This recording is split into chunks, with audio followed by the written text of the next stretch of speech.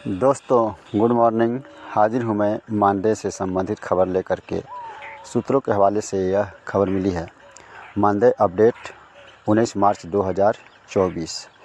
सूत्रों के हवाले से यह खबर है कि सहायक अध्यापकों का मानदेय एडवाइस बनकर तैयार है, रेडी है, लेकिन किसी वजह से कल यानी 18 मार्च तक यह एडवाइस बैंक में नहीं भेजा जा सका था। लेकिन आज 19 मार्च को पूरी उम्मीद है कि मानदेय एडवाइस बैंक भेजा जा सकेगा और सहायक अध्यापकों का मानदेय खाते में आना शुरू हो सकता है। सहायक अध्यापकों का मानदेय इस माह बहुत देर से आने वाला है और 24-25 तक होली का त्यौहार भी है।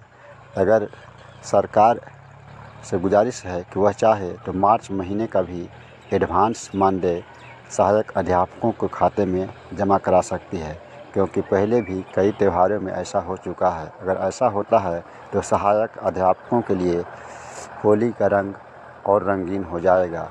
Thank you for watching. इसी तरह की वीडियो देखने के लिए हमारे चैनल को सब्सक्राइब कर सकते हैं। मेरी कोशिश होती है कि आपको सोशल मीडिया से या किसी अन्य स्रोत से जानकारी प्राप्त करके सही जानकारी दिया जाए। Thank you for watching.